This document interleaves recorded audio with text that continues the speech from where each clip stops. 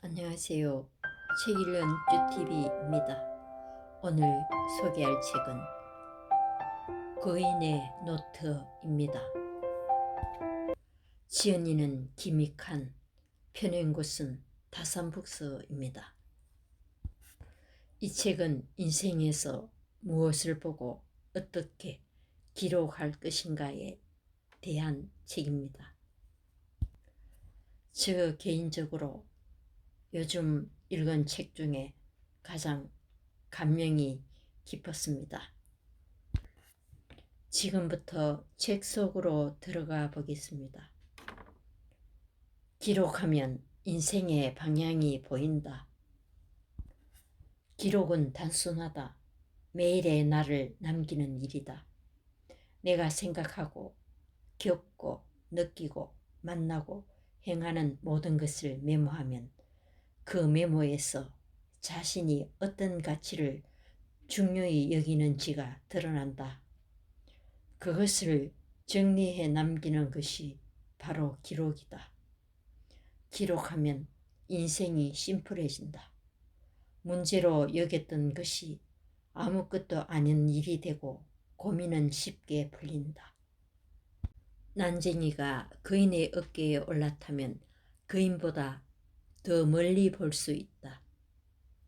기록도 마찬가지다. 비록 지금의 내가 난장일지라도 매일의 기록이 쌓이면 우리는 그 위에서 더 멀리 보고 더 깊이 생각할 수 있다. 내가 남긴 기록을 디딤돌 삼아 가장 높은 곳에 선 거인이 된 자신을 마주할 수 있을 것이다. 기록형 인간의 기억법. 기록하고 되뇌고 말하라. 기억에 악영향을 미치는 잘못된 메모 습관은 다음과 같다. 첫째, 기억하지 않기 위해 하는 메모. 둘째, 생각하지 않는 메모. 셋째, 재활용하지 않는 메모. 당장 기억하지 않기 위해 하는 메모는 당신의 머릿속에서 기억의 자리를 남겨두지 않는다. 둘째, 생각하지 않는 메모는 내 안에서 소화되지 않는 메모, 즉 베껴 쓴 메모를 말한다. 내 것이 아닌 것은 결코 기억에 남을 수 없다. 마지막으로 셋째는 다시 보지 않는 메모다. 기록은 한번 쓰고 버리는 것이 아니다. 정보를 정리해 자기화하는 것이 기록의 시작이라면 기록의 완성은 언제고 다시 보며 되새기는 것이다. 즉, 늘 다시 꺼내고 살펴야 한다. 그렇다면 이와 반대로 잘 기억하기 위해서는 어떻게 메모해야 할까? 내가 제안하는 방법은 기록하고 되뇌고 말하는 것이다. 기록형 인간의 기억법이라고 불러도 좋겠다. 기록하고 되뇌고 말하라. 이것이야말로 기억을 잘할 수 있는 가장 좋은 방법이다. 공부든 일이든 일상이든 기록을 통해 기억을 많이 남기면 앞으로 무슨 일을 하든 언제고 반드시 당신의 능력이 폭발적으로 발휘되는 경험을 하게 될 것이다. 생각은 나선형으로 성장한다. 책 읽기는 성장을 위한 더할 나위 없이 좋은 방법이다. 책을 자기 것으로 흡수하는 것만큼 성장에 효율적인 방법이 없다. 그런데 아무리 읽어도 며칠만 지나면 기억이 나지 않는다고 말하는 사람이 많다. 그런 사람들에게 나는 이렇게 묻는다. 책을 읽으면서 생각하십니까? 공부를 하거나 책을 읽거나 강의를 듣는 것이 단순히 수동적인 행위에 그친다면 사실은 제대로 배우거나 읽은 게 아니다. 성장으로 연결되려면 반드시 생각이라는 과정을 거쳐야 한다. 당신은 책을 읽다가 지금까지 읽었던 내용이 뭐였지? 라든가 강의를 듣다가 이 사람의 얘기에는 어떤 의미가 있지? 라고 생각하는가? 만약 그렇지 않는다면 매우 비효율적인 공부를 하는 셈이다. 나는 이런 생각을 순간의 생각이라고 부른다. 삶은 배움의 연속이다. 일상을 살아가면서 누구나 무엇인가를 보고 듣고 읽게 된다. 문제는 우리가 그것을 모두 온전히 흡수할 수 없다는 것인데, 내가 경험한 것이 피가 되고 살이 되도록 만드는 출발점이 순간의 생각이다. 예를 들어 책을 읽다가 어떤 생각이 떠오르면 그 순간에 그것을 메모해 둬야 한다. 당신의 삶이 공허한 이유. 여기 주부가 있다. 아이들을 등교시키고 나니 오전 시간이 지났다. 부엌은 난장판에 산더미 같은 집안일이 기다리고 있다. 설거지를 시작한다. 설거지를 하다가 실수로 작은 접시 하나가 떨어져 깨졌다. 갑자기 눈물이 울컥 쏟아진다. 그 눈물이 뭘 의미하는지 스스로도 잘 모르겠다. 우라통이 터지는 것 같기도 하고 서러움이 복받치는 것 같기도 하다. 이런 마음이 드는 까닭은 가치 상실이 일어났기 때문이다. 특히 육아를 포함한 가사노동은 여전히 노동으로 인정받지 못하는 경우가 많다. 그래서 정말 의미 있는 생산 행위를 하는데도 자기가 하는 일에 가치를 부여하기가 쉽지 않다. 그러다 보니 인생의 가치도 의심하게 되는 것이다. 꼭 주부만의 이야기가 아니다. 집안일처럼 우리가 살면서 꼭 해야 하는 일들을 처리하다 보면 하루가 훅 가버린다. 직장에서도 중요한 일, 가치 있는 일이 아니라 잡일만 하다가 하루가 끝난다고 느낄 수 있다. 이런 나날이 지속되면 내 인생은 뭐란 말인가? 이렇게 살다가 죽는 것인가? 같은 불안이 쌓인다. 하루 종일 분주하지만 무엇을 위해 분주한 것인지 모르겠는가? 매일 열심히 사는데 그것이 나를 더 나은 삶으로 이끌어지지 않는 것 같은가? 이럴 때 당신이 가장 먼저 해야 할 일은 일상을 정돈하는 것이다. 내 인생에서 중요한 일과 덜 중요한 일을 구분하고 자신만의 일상 시스템을 만들어야 한다.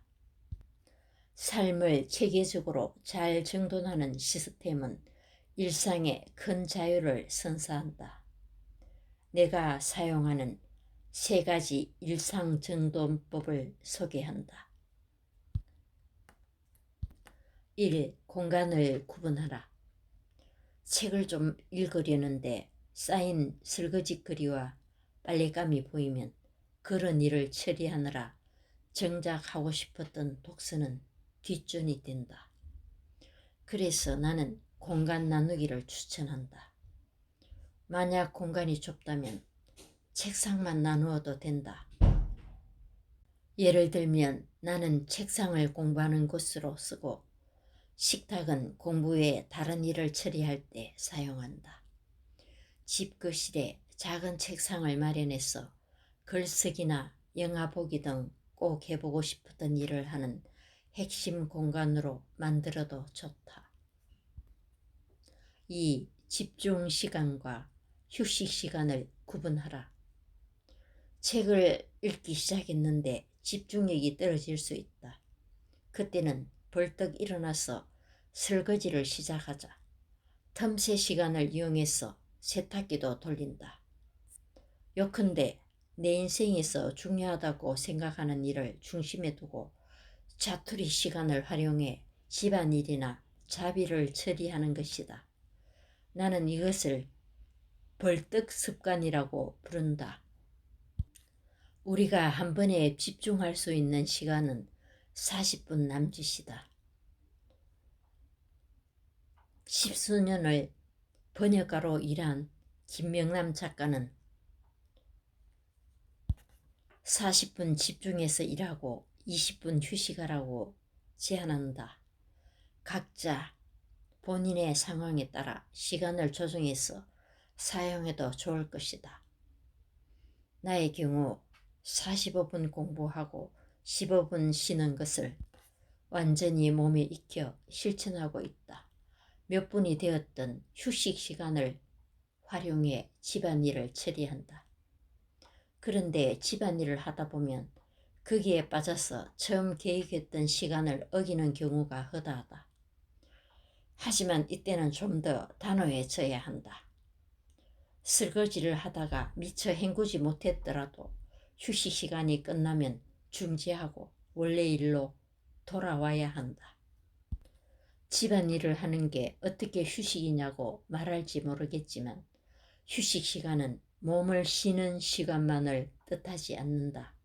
현재 집중하고 있는 일과 전혀 다른 행동을 함으로써 머리를 식히고 마음을 정돈할 수 있는 시간을 만들어줘야 한다.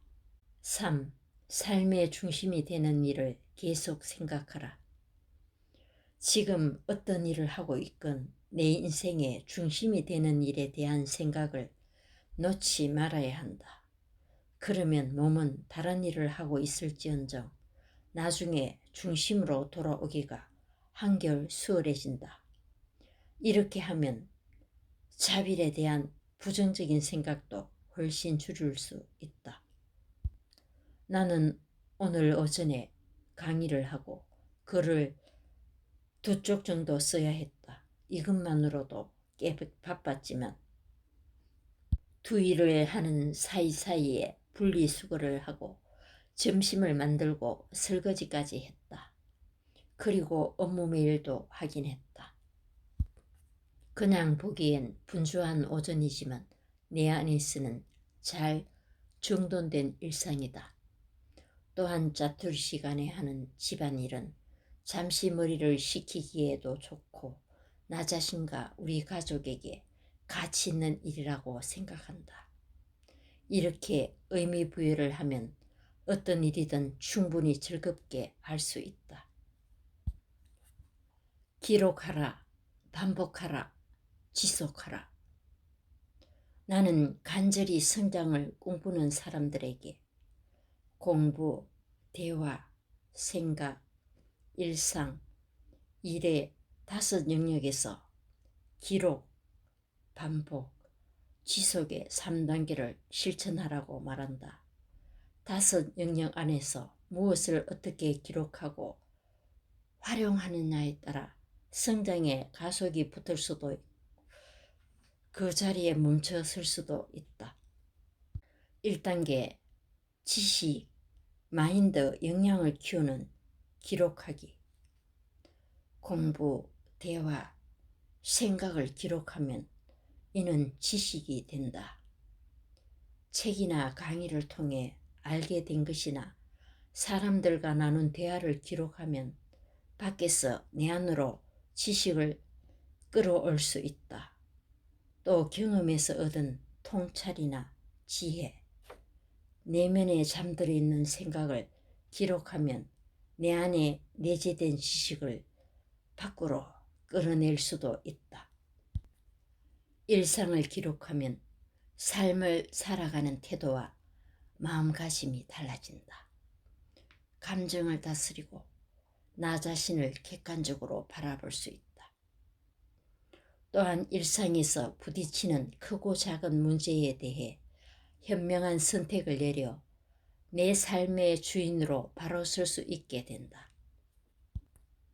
일을 할 때도 기록을 활용하면 효율적이고 전략적으로 행동할 수 있다. 역량을 최대한 발휘하고 성과를 높이는 핵심적인 방법은 정리하고 요약하는 것이기 때문이다. 2단계 기록의 질을 높이는 반복하기. 계속 강조하지만 기록은 한번 하는 데서 그쳐서는 안 된다. 기록한 노트 자체에는 큰 의미가 없다. 여기서 반복하기란 단순한 기록을 되풀이하라는 의미가 아니라 자기화와 분류를 통해 기록을 정제하고 업그레이드해야 한다는 뜻이다.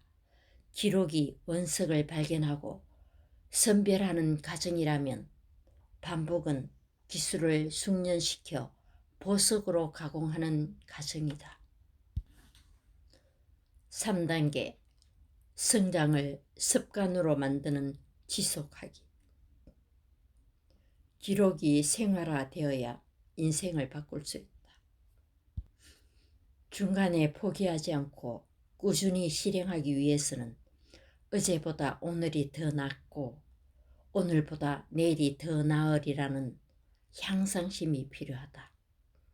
목표를 높이 잡고 자신을 몰아붙이기보다 하루, 일주일, 한 달 단위로 차근차근 실행해 나가는 것이 훨씬 효과적이다. 작은 목표에 몰두하다 보면 어느새 끝없이 성장해 나가는 자신을 발견할 것이다. 기록형 인간의 다이어리 사용법. 기록하는 것이 식업인 나는 오전, 오후, 저녁으로 나누어 다이어리를 쓴다.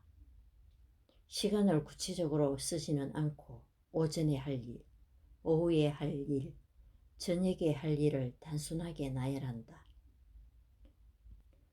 업무뿐만 아니라 취미에 대해서 쓰는 경우도 많다. 하루가 일로만 가득 차면 사는 재미가 없기 때문이다. 다이어리는 너무 조밀하게 쓰면 안 된다. 기록의 핵심은 간단하게 이다. 하루 속에서 핵심 일정을 정하라. 오늘 할 일 중에서 가장 중요한 일정을 하나 선택하라. 어렵게 생각하지 말고 마음 가는 대로 선택해보자.